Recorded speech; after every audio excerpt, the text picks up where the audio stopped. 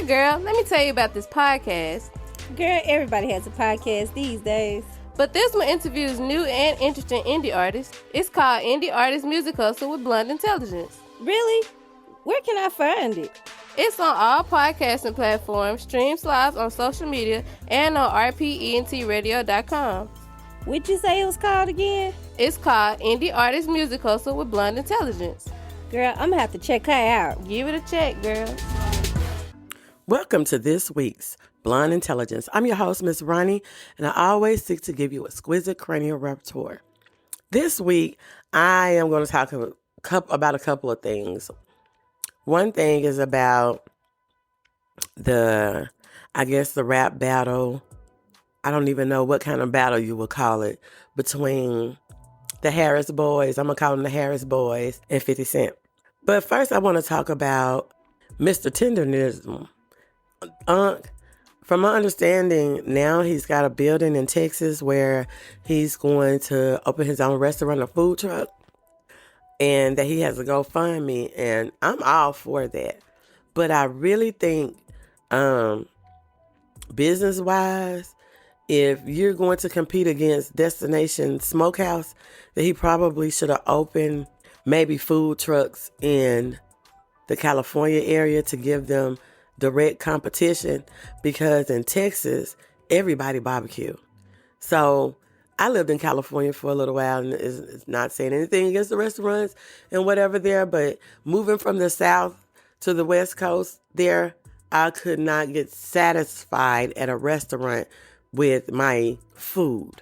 I always felt like it was mediocre, or it was better than what I had, such and such, but it never compared to the food at home. So I feel like that not having a brick and mortar per se, but having a series of food trucks where he makes the food, put it on the truck, or have his pits with him or whatever, and go to different parts of the cities where Destination Smokehouse is, I think that he would give them competition, and they would know where the real, as he said, the original Tendernism came from. But that's just my thoughts. I feel like that it would be more lucrative in the food truck arena doing it in California, because the rent in California is so astronomical. But to have food trucks, I think would be easier for him, and give that Destination Smokehouse a run for their money, since they want to. I basically tell him that he cannot use the word tendernism. And so what they did was file for the trademark and use it with the word Z with the letter Z instead of S at the end. Tendernism instead of tendernism. So, I'm still proud of him for stepping out, being able to see the light in what was going on and how people are turning on you for the love of money. But I do think it would be more lucrative, even if he didn't go to California. Let's just say he done it in a neighboring state, because people come from all around to come.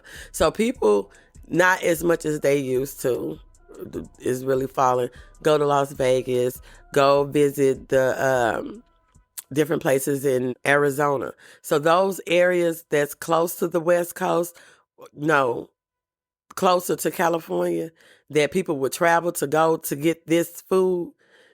I think that if he had food trucks in those areas, that he could really put a dent in the other business. Running past some business partners and people who have business degrees and work in business, and see how they feel about it. But I'll move on.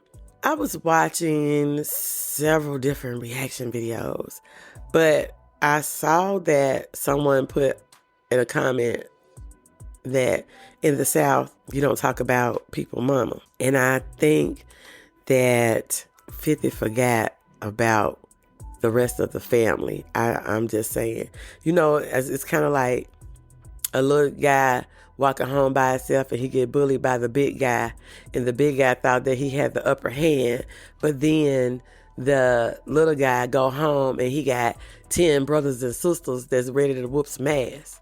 I've seen that a lot. People, get bullied. You don't know who people got behind them. And I think that the meme that 50 done, I think that it was probably done in fun. Like, hee. And I think that he honestly forgot about that T.I. had some boys, some men in his family. And I remember watching RRG. And RRG was saying that 50 and T.I. had beef back in the day or whatever, and that they squashed it and da-da-da-da, which is cool. And then I watched another commentator that was saying that this was just hype to hype up T.I.'s, he say, last and final album, that he is retiring from rap. So there's that.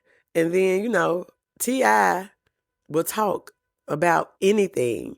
And this is something that I noticed about him. You could say, why are there blue clovers, purple diamonds, and pink horseshoes and Lucky Charms? And he'll see the philosophy behind, and he'll try to explain it. And I first took it as a know-it-all, but then I was like, that's a person who deals with children. Because kids will ask you the most outlandish things, or things that don't make sense, or things that actually make a lot of sense that you never thought about. And I feel like that when he talked like that, is because he's normally talking to children, and he's actually attentive in answering their questions, regardless of anything else that's going on and, rumors on both sides. But then I look at King, and I've always liked King. And I'm going to tell you the thing that I like about King.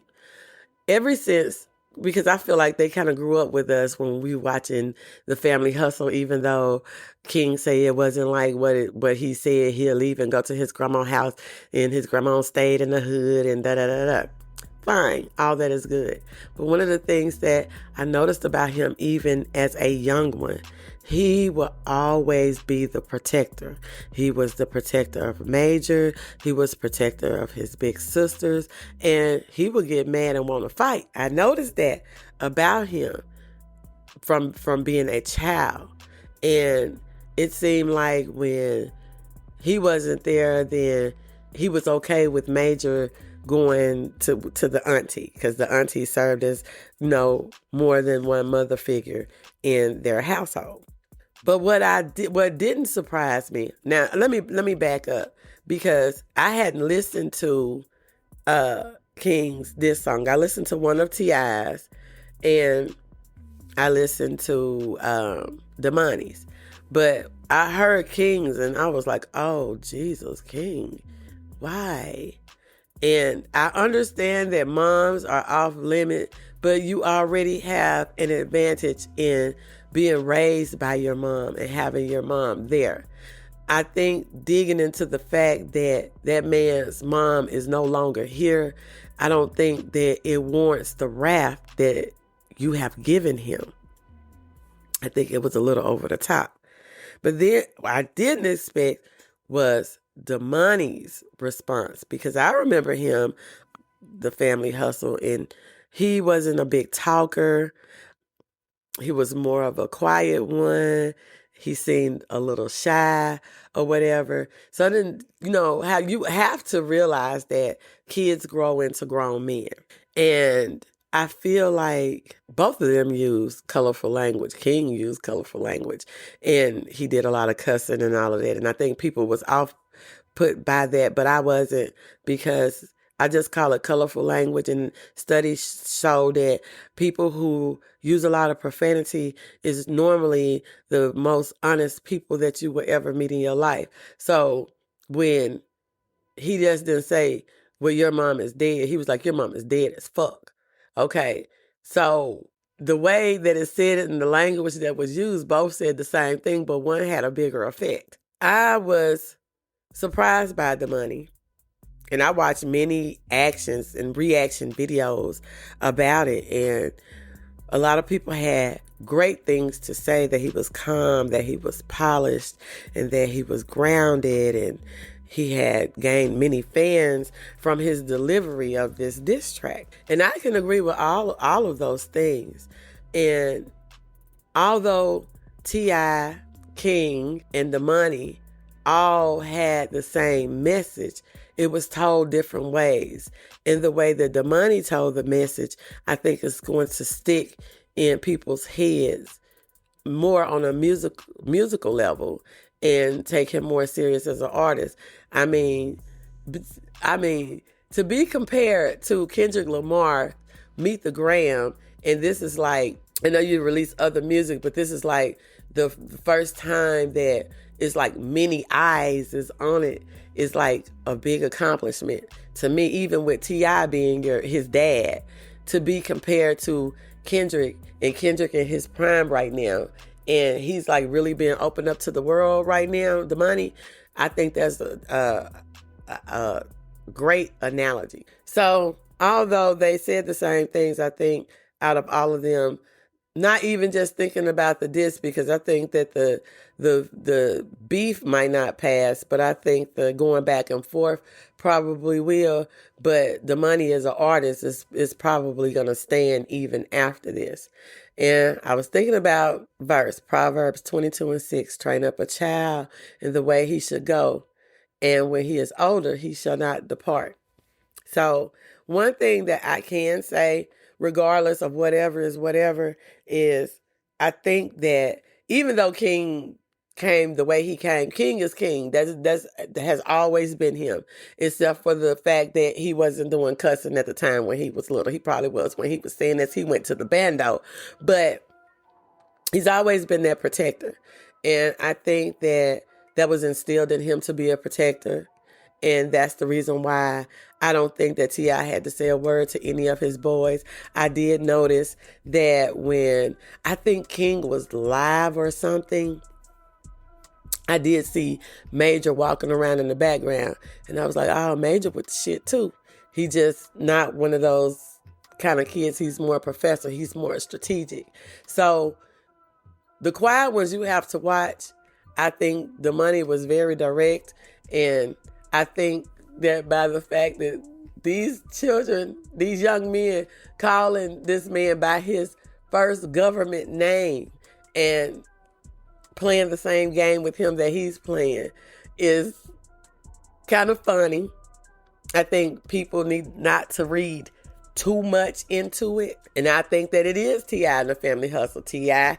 and the family got in on it. They hustling right behind it. And that's just what it is. So I think, oh no, good job on both ends. I hope that 50 is all right, that they're not really getting under his skin the way that they're trying to, because I still, no matter what, if it's karma, if it's whatever, I don't like the fact that I would have to say something to hurt somebody else because they stepped out of line. And somebody made this point on, I can't remember what reaction I was watching, because I know I watched Keto, I think that's his name. I watched Knox Hill. I watched Screwface. I watched a couple of other ones that I wasn't familiar with.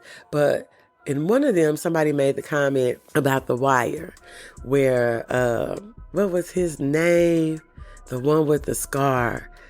I can't remember his name, and I have the whole Wire series, and I'm looking at it because I got it on DVD. But anyway, it was one that was terrorizing everybody. He had the scar on his face. And everybody in the city was looking for him. And he even jumped off a building and survived it. Broke his leg, went and got it patched up and everything. And out of all these people that was hunting him down, he ended up getting shot in the liquor store getting some cigarettes by a little young boy. And a line in one of the Money song, he said, I'm the one that's bringing your eulogy. He the young boy. And a lot of people make the same assumptions or the same inference or comparison to the ending of, what was his name? Can I remember the character's name? I remember Strinkerbell. I remember Avon. I cannot remember his name, but oh my, and I remember, once I stopped recording, I remember. But anyway, that's all I have for you today. Remember, train up a child in the way they should go, and when they're older, they shall not depart. And I shall see you on next week. And Unc, if you even hear this podcast, please think about moving the business to the West Coast to stomp on that other business. All right. Bye. Hey girl, let me tell you about this podcast. Girl, everybody has a podcast these days. But this one interviews new and interesting indie artists. It's called Indie Artist Music Hustle with Blunt Intelligence. Really? Where can I find it? It's on all podcasting platforms, streams live on social media, and on repertoire.com. What'd you say it was called again? It's called Indie Artist Music Hustle with Blunt Intelligence. Girl, I'm gonna have to check her out. Give it a check, girl.